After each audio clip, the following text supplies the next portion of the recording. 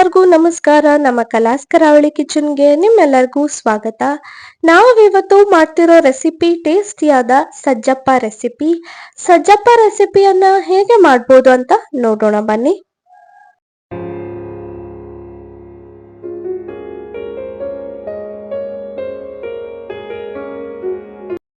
First ನಾವಿಲ್ಲಿ ಒಂದು ಬೌಲಲ್ಲಿ ಮೈದಾ ಹಿಟ್ಟನ್ನ ಹಾಕೋತಿದೀವಿ.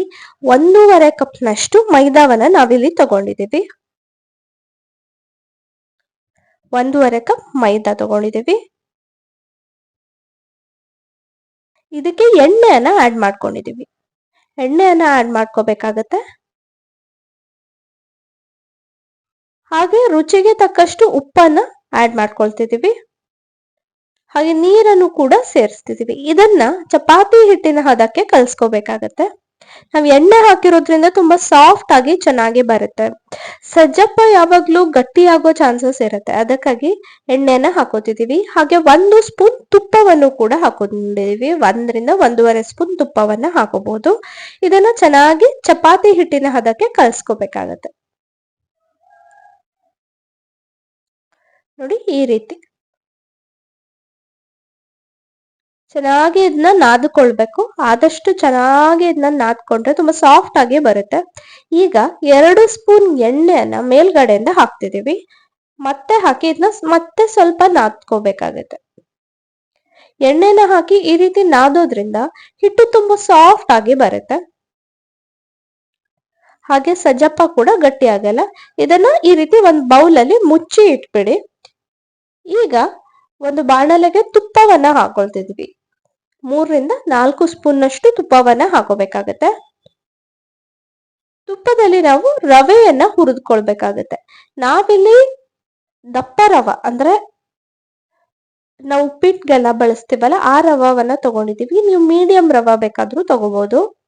ಇದನ್ನ ತುಪ್ಪದಲ್ಲಿ ಚೆನ್ನಾಗಿ ಈ ರೀತಿ ಹುರಿದುಕೊಳ್ಬೇಕಾಗತ್ತೆ. ಆದಷ್ಟು ತುಪ್ಪ ಹಾಗೂ ರವ ಹೊಂದ್ಕೊಳ್ಳೋ ಹಾಗೆ ಹುರಿದ್ಕೊಳ್ಳಿ. ನಂತರ ನಾವಿದಕ್ಕೆ 1/2 ಕಪ್ ಕೊಬ್ಬರಿ ತುರಿ ಹಾಕೊಂಡಿದೀವಿ. ಕೊಬ್ಬರಿ ತುರಿಯನ್ನು ಕೂಡ ಚೆನ್ನಾಗಿ ಹುರಿದುಕೊಳ್ಬೇಕಾಗತ್ತೆ. ನಾವಿಲ್ಲಿ 1/2 ಕಪ್ ಕೊಬ್ಬರಿ ತುರಿಯನ್ನ ಬಳಸಿದೀವಿ. ಮತ್ತೆ 1/2 ಕಪ್ ಹಸಿ ತೆಂಗಿನಕಾಯಿ ತುರಿಯನ್ನ ಬಳಸ್ಬೇಕಾಗತ್ತೆ. ಅದಕ್ಕಾಗಿ ಬರೀ 1/2 ಕಪ್ನಷ್ಟೇ ತಗೊಂಡಿದೀವಿ. ನೀವು ಬೇಕಾದ್ರೆ ಪೂರ್ತಿಯಾಗಿ ಕೊಬ್ಬರಿಯನ್ನು ಕೂಡ ತಗೋಬಹುದು. ಈಗ ಇನ್ನು 1/2 ಕಪ್ ನಾವು ತೆಂಗಿನಕಾಯಿ ತುರಿಯನ್ನ ಹಾಕೊಳ್ತಿದೀವಿ. ಇದನ್ನ ಹಾಕಿ ಈ ರೀತಿ ಚೆನ್ನಾಗಿ ಹುರಿದುಕೊಳ್ಬೇಕಾಗತ್ತೆ. ಎಷ್ಟು ಚೆನ್ನಾಗಿ ಹುರಿದುಕೊಳ್ತಿರೋ ಅಷ್ಟು ಚೆನ್ನಾಗಿ ಹೂರ್ಣ ಬರುತ್ತೆ.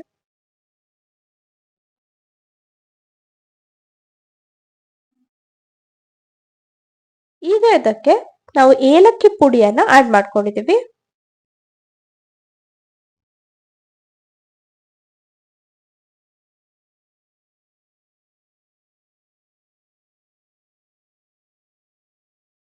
ಒಂದ್ 2 ಸ್ಪೂನ್ ನಷ್ಟು ನೀರನ್ನ ಆಡ್ ಮಾಡ್ಕೊಳ್ಳಿ. 2 ಸ್ಪೂನ್ ನಷ್ಟು ಸಾಕು. ಜಾಸ್ತಿ ನೀರ್ ಹಾಕೋ ಅವಶ್ಯಕತೆ ಇಲ್ಲ. ಸ್ವಲ್ಪ ಸಾಫ್ಟ್ ಆಗ್ಲಿ ಅನ್ನೋ ಕಾರಣಕ್ಕೆ ನೀರನ್ನ ಆಡ್ ಮಾಡ್ಕೊಂಡಿದೀವಿ. ಒಂದ್ 2 ಸ್ಪೂನ್ ನಷ್ಟು ನೀರು.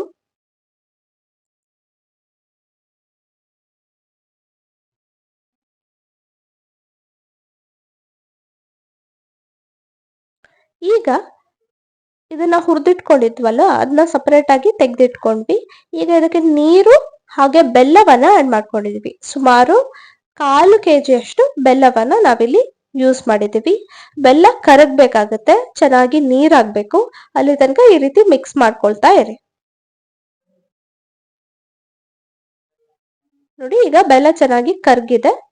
ಈಗ ಬಾಯ್ಲ್ ಆಗೋಕೆ ಸ್ಟಾರ್ಟ್ ಆಗಿದೆ. ಆವಾಗ ನಾವು ಹುರಿದಿಟ್ಕೊಂಡಿರುವಂತದಿತ್ತಲ್ವಾ ರವ ಹಾಗೆ ಕೊಬ್ಬರಿ ತೆಂಗಿನಕಾಯಿ ತುರಿ ಎಲ್ಲವನ್ನ ಹುರಿದಿಟ್ಕೊಂಡಿದ್ವಲ್ವಾ, ಅದನ್ನ ಈ ಬೆಲ್ಲಕ್ಕೆ ಆಡ್ ಮಾಡ್ಕೋಬೇಕಾಗತ್ತೆ.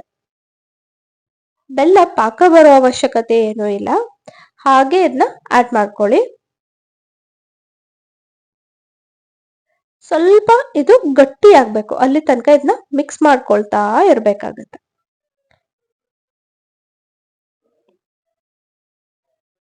ನೋಡಿ, ಈಗ ಇದು ತಯಾರಾಗಿದೆ.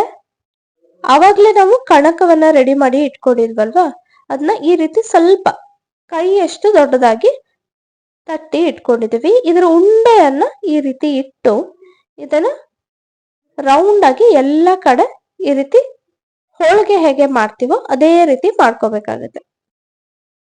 ನೋಡಿ, ಎಲ್ಲ ಕಡೆಯನ್ನ ಸೀಲ್ ಮಾಡ್ಕೋಬೇಕು. ಎಲ್ಲೂ ಕೂಡ ಹೂರ್ಣ ಹೊರಗೆ ಬರೋ ರೀತಿ ಇರಬಾರ್ದು.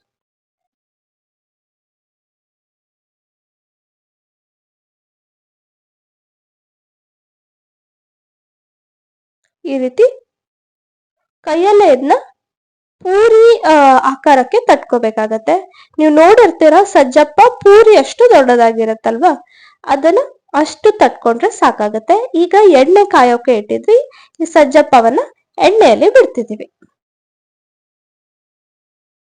ಇದನ್ನ ಎರಡು ಕಡೆ ಗೋಲ್ಡನ್ ಬ್ರೌನ್ ಆಗೋ ತನಕ ಬೇಯಿಸ್ಕೋಬೇಕಾಗತ್ತೆ.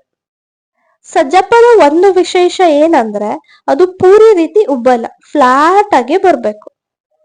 ನೀವು ಮೇಲ್ಗಡೆಯಿಂದ ಎಣ್ಣೆಯನ್ನೇನು ಹಾಕಬಾರ್ದು. ಮೇಲ್ಗಡೆಯಿಂದ ಎಣ್ಣೆ ಹಾಕಿದ್ರೆ ಪೂರಿ ತರ ಉಬ್ಬತ್ತೆ. ನೋಡಿ, ಈಗ ಪರ್ಫೆಕ್ಟ್ ಆಗಿ ಸಜ್ಜಪ್ಪ ರೆಡಿ ಆಗಿದೆ.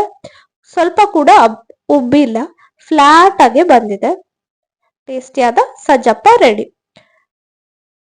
ಸಜ್ಜಪ್ಪ ತುಂಬಾ ಸಿಂಪಲ್ ಆಗಿರುವಂತಹ ರೆಸಿಪಿ, ಬಟ್ ತುಂಬಾ ಜನ ಕಂಪ್ಲೇಂಟ್ ಮಾಡ್ತಿರ್ತಾರೆ, ಇದು ಗಟ್ಟಿ ಆಗತ್ತೆ, ಇಲ್ಲಾಂದ್ರೆ ಪೂರಿ ರೀತಿ ಉಬ್ಬುತ್ತಿದೆ, ಸರಿಯಾಗಿ ಬರ್ತಿಲ್ಲ ಅಂತ. ಸೊ ಈ ಮೆಥಡ್ ಅಲ್ಲಿ ನೀವು ಕೂಡ ಟ್ರೈ ಮಾಡಿ, ಹೇಗೆ ಬಂತು ಅಂತ ಕಮೆಂಟ್ ಸೆಕ್ಷನ್ ನಲ್ಲಿ ತಿಳಿಸೋದನ್ನ ಮರಿಬೇಡಿ. ದಸರಾ ಹಬ್ಬಕ್ಕೆ ವಿಶೇಷವಾಗಿ ಈ ರೀತಿ ಸ್ವೀಟ್ಸ್ ನ ನೀವು ಕೂಡ ನಿಮ್ಮ ಮನೆಯಲ್ಲಿ ಮಾಡ್ಬೋದು. ಒಂದ್ಸತಿ ಟ್ರೈ ಮಾಡಿ ಅಂತ ಕೇಳ್ಕೊತೀವಿ. Once again thanks for watching.